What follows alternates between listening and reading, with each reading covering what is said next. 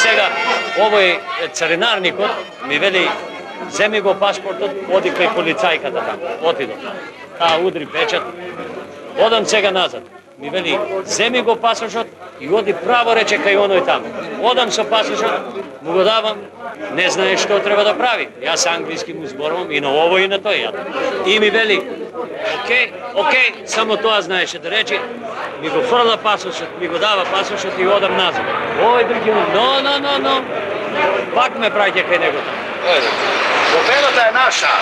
Тоа што требаше да направиме, средбата ни успеа, па овие што не врна, ни најмало не загрижува. Со тоа си показа ја колку се прости и додека стига нината демократија.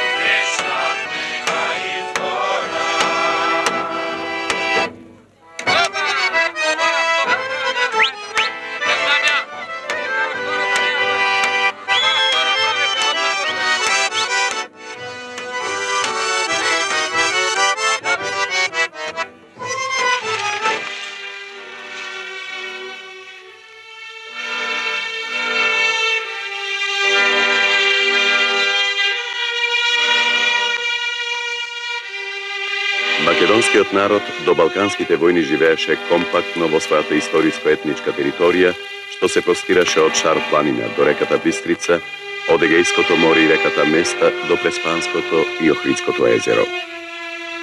На оваа историска територија македонскиот народ беше пропорционално населен и представуваше мнозинство од населението.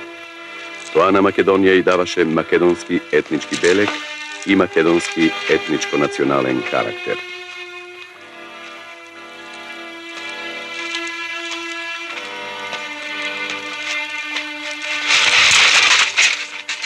Etničkiот македонски карактер на Македонија му даваше посебен статус и на македонскиот јазик. Во Македонија до 1913 година македонскиот јазик имаше улога на најупотребуван јазик и покрај карактерот на официјален државен јазик на тогашниот турски јазик.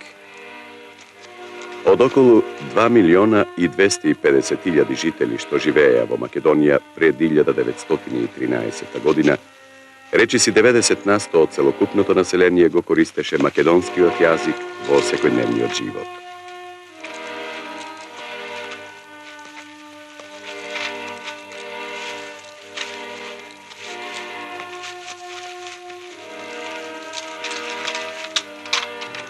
Живеејќи во одредена историска-етничка територија и представувајќи мнозинство од населението, македонскиот народ создаваше и наметнуваше објективни секојдневни и перспективни историски текови, етнички, културно-јазични, што одеа во полза на македонскиот народ или македонската нација.